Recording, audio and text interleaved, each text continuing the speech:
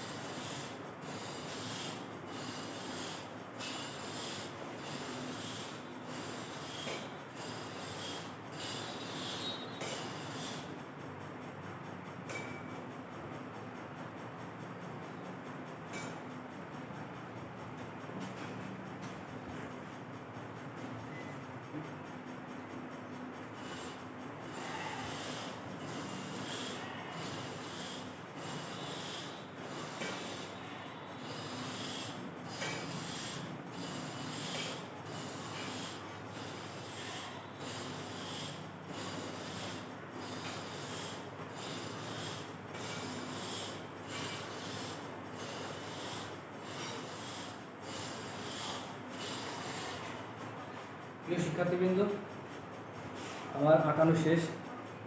এখন fluid mosaic মডেলটি তোমরা দেখতে পাচ্ছ আমি কীভাবে আঁকালাম। এখন এই মডেলটি বর্ণনা করেছেন কে?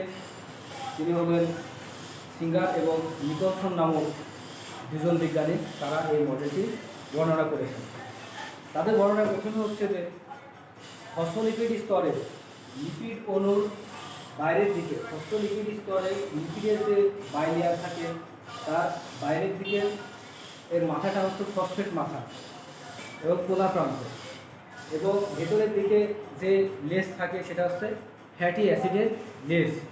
এটা হচ্ছে পানি বিগ্রাহী অর্থাৎ নন পোলা প্রান্ত। এজন্য মাথাগুলা সবসময় ভেতর এবং বাইরে দুই সারিতে থাকে এবং লেসটা পরস্পর সামনাসামনি অবস্থান করে। এখন দেখতে পাচ্ছ যে এখানে লিপিডের দুটা লেয়ার এবং মাথার পরস্পর বিপরীত দিকে এবং লেসগুলো হচ্ছে সামনাসামনি অবস্থান করছে। এখন দেখে আসি যে এর ভেতরে কী কী আছে। এর ভিতরে থাকে হচ্ছে প্রোটিন। প্রোটিন তিন ধরনের প্রোটিন এখানে দেখতে পাওয়া যায়। একটা প্রোটিন হচ্ছে অন্তর্নিহিত প্রোটিন, একটা হচ্ছে প্রান্তীয় প্রোটিন, আর একটা হচ্ছে আন্তঃঝিল্লি প্রোটিন। এই তিন ধরনের প্রোটিন অণু এখানে দেখতে পাওয়া যায়।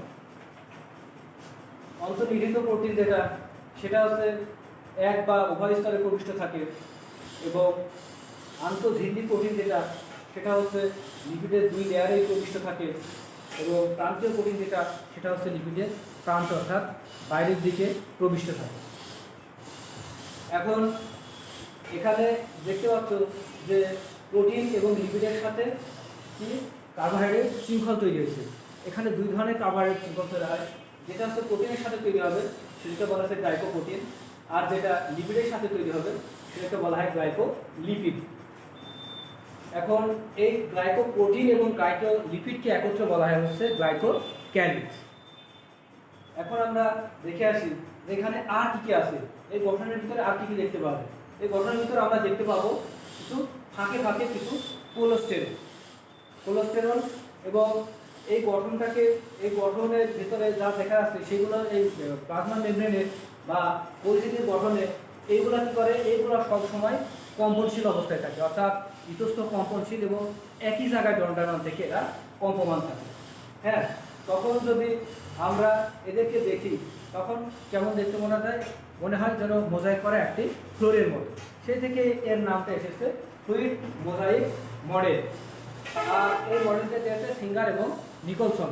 সিঙ্গার এবং নিকলসনের এই ফ্লুইড মোজাইক মডেলটি সর্বজনীন গ্রাহ্য মডেল হিসাবেই বিবেচিত হয়েছে। প্রিয় শিক্ষার্থীবৃন্দ, এছাড়া এর ভিতরে কী থাকে? এছাড়া এর ভিতরে থাকে প্রোটিন, লিপিড, সেফালিন, এছাড়া অন্য উপাদান থাকতে পারে। ঠিক আছে, এরপরে আমরা চলে যাব, এটা হলো হচ্ছে ফ্লুইড মোজাইক মডেলের গঠন। এরপরে আমরা চলে যাব যে ফ্লুইড মোজাইক মডেলের কাজ কী, বা প্লাজমা মেমব্রেনের কাজটা কী। প্লাজমা মেমব্রেনের কাজ হচ্ছে যে কোষের কি নির্দিষ্ট আকার আকৃতি ঠিক রাখা, কোষকে বাইরের আঘাত থেকে রক্ষা করা, কোষের ভিতরে বিভিন্ন বস্তু যাতায়াত নিয়ন্ত্রণ করা, কোষের ভিতরে বৃহদাণু যেটা আছে সেটা কী করা, যে কোষের ভিতরে বিভিন্ন বৃহদাণু সংশ্লেষে সহায়তা করা। এগুলো হচ্ছে প্লাজমা মেমব্রেনের কাজ। তারপর বাইরে যে প্রতিকূল অবস্থা সৃষ্টি হলে সেটা থেকে রক্ষা করা, এগুলো হচ্ছে প্লাজমা মেমব্রেনের কাজ।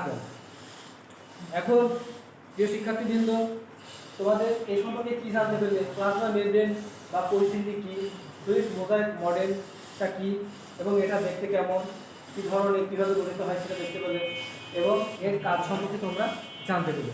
এখন আমি তোমাদের কাছে আর একটু কথা বলবো, সেটা হচ্ছে যে ফ্লুইড মোজাইক মডেল তো শেষ।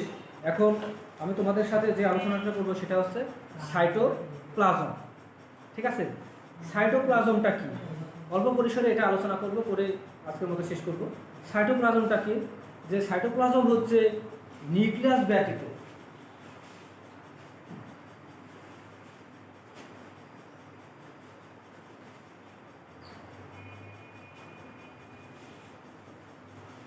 সাইটোপ্লাজমটা হচ্ছে নিউক্লিয়াস ব্যতীত কোষের ভেতরে যে সমুদয় অংশটা থাকে, নিউক্লিয়াসের বাইরে কোষের ভিতরে সমুদয় অংশটা হচ্ছে কি সাইটোপ্লাজমীয় অংশ।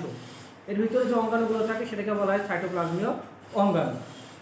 তাহলে সাইটোপ্লাজম হচ্ছে যে নিউক্লিয়াসের বাইরে পরিস্থিতি দ্বারা পরিবেষ্টিত যে সমস্ত অংশকে বলা হয় সাইটোপ্লাজম। আর সাইটোপ্লাজমের ভিতরে যে সমস্ত অঙ্গাণু থাকে সেটাকে বলা হয় সাইটোপ্লাজমীয় অঙ্গাণু। এখন আমরা আসি যে সাইটোপ্লাজমের ভৌত গঠনে কী কী পাওয়া যায়। এখন ভৌত গঠনে সাইটোপ্লাজমের প্রথমে সময়টি বলতে গেলে বলা যায় যে এর ভিতরে কী কী থাকে। এর ভিতরে থাকে ঘন থকথকে জেলির ন্যায় অর্ডাল ধর্মী কিছু পদার্থ, যেগুলোকে কি বলা হয় হায়ালোপ্লাজমও বলা হয়। আবার অনেকে এটাকে কি বলে যে বর্তমানে এটাকে সাইটোসলও বলা হয়ে থাকে। এর ভিতরে কি কি জিনিস আছে? এর ভিতরে আছে কিছু পরিমাণে জৈব পদার্থ, কিছু পরিমাণে অজৈব পদার্থ, তারপরে আছে বিভিন্ন ধরনের পানি আছে, বিভিন্ন ধরনের অ্যাসিড আছে, বিভিন্ন ধরনের পানি আছে, অ্যাসিড আছে, এনজাইম আছে ইত্যাদি উপাদান এর ভিতরে থাকতে পারে। এবার দেখা যায় এর ভিতরে দুইটা ভাগ আছে, যে এর ভিতরে অ্যাক্টোপ্লাজম এবং অ্যান্ডোপ্লাজম। সাইটোপ্লাজম মাতৃকার ভিতরে আমরা দেখতে পাবো অ্যাক্টোপ্লাজম এবং অ্যান্ডোপ্লাজম। তাহলে অ্যান্ডোপ্লাজমটা কি বা অ্যাক্টোপ্লাজমটা কি? অ্যাক্টোপ্লাজম হচ্ছে সাইটোপ্লাজমের মাতৃকার ভিতরে অপেক্ষাকৃত ঘন এবং কম দানাদার যে বস্তুটি আমরা দেখতে পাবো সেটাকে বলা হচ্ছে অ্যাক্টোপ্লাজম। এবং অ্যান্ডোপ্লাজমটা কি? অ্যান্ডোপ্লাজমটা হচ্ছে সাইটোপ্লাজমের কেন্দ্রস্থ অঞ্চলে কম ঘন যে অংশটি দেখতে পাবো সেটাকে বলা হচ্ছে কি অ্যান্ডোপ্লাজম। অর্থাৎ অ্যান্ডোটা হচ্ছে ভেতরে আর অ্যাক্টোটা হচ্ছে বাইরের অংশ। এখন সাইটোপ্লাজমের কাজ কি? সাইটোপ্লাজমের ভিতরে কী কী অঙ্গাণু থাকতে পারে? আমরা তো বললাম সাইটোপ্লাজমীয় অঙ্গাণু, অর্থাৎ সাইটোপ্লাজমের ভিতরে যে সমস্ত অর্গানগুলো অবস্থান করে সেগুলোকে বলা হচ্ছে সাইটোপ্লাজমীয় অঙ্গাণু। সাইটোপ্লাজমের ভিতরে যেমন থাকতে পারে তোমার কোষ কি প্লাস্টিক থাকতে পারে, তারপরে থাকতে পারে যে প্লাস্টিক, তারপরে হচ্ছে কোষ যে ঝিল্লি বা প্লাজমা মেমব্রেন প্লাস্টিক, তারপরে থাকতে পারে হচ্ছে কোষের যে বিভিন্ন ধরনের অঙ্গাণুগুলো আছে, যেমন আসে হচ্ছে রাইবোজোম থাকতে পারে, তারপরে থাকতে পারে গলজি বডি থাকতে পারে, তারপরে থাকতে পারে মাইটোকন্ড্রিয়া ইত্যাদি যে অঙ্গাণুগুলো আছে সবগুলোই কিন্তু সাইটোপ্লাজমীয় অঙ্গাণু। এখন সাইটোপ্লাজমের কাজ কী? সাইটোপ্লাজমের কাজ হচ্ছে বিভিন্ন অঙ্গাণু, যেমন সাইটোপ্লাজমের ভিতরে বিভিন্ন অঙ্গাণু ধারণ করা, তারপরে কি আছে জৈবিক কাজ নিয়ন্ত্রণ করা, ঠিক আছে, এগুলো আছে। তারপরে আছে কি রেশন বর্জ্য পদার্থ নিষ্কাশনে সহায়তা করা, হ্যাঁ, আর আছে হচ্ছে পানি পরিশোষণে সহায়তা করা। এছাড়া অন্যান্য কাজ আছে যেগুলো হচ্ছে সাইটোপ্লাজম করে থাকে। এ হলো প্রিয় শিক্ষার্থীবৃন্দ, আজকে তোমাদের মাঝে আমি দুইটা বিষয় উপস্থাপন করলাম। একটা হচ্ছে প্লাজমা মেমব্রেন বা পরিস্থিতি, আর একটা হচ্ছে সাইটোপ্লাজম। তাহলে তোমরা প্লাজমা মেমব্রেন কি, সুইসাইডাল ফ্লুইড মোজাইক মডেলটা কি, তারপরে এর কাজ কি, তারপরে সাইটোপ্লাজমটা কি, সাইটোপ্লাজম অঙ্গাণুগুলো কেমন কী কী, তারপরে আছে সাইটোপ্লাজম হাইলোপ্লাজম কি, হ্যাঁ, তারপরে বোঝালাম যে অ্যাক্টোপ্লাজম অ্যান্ডোপ্লাজম কি এবং সাইটোপ্লাজমের কাজ কী। প্রিয় শিক্ষার্থীবৃন্দ, এই পর্যন্তই আজকে তোমাদের সাথে আমার ক্লাস শেষ। পরবর্তী ক্লাস দেখার জন্য তোমাদেরকে সে পর্যন্ত অপেক্ষা থাকা লাগবে। ধন্যবাদ করে শেষ করছি। আসসালামু আলাইকুম।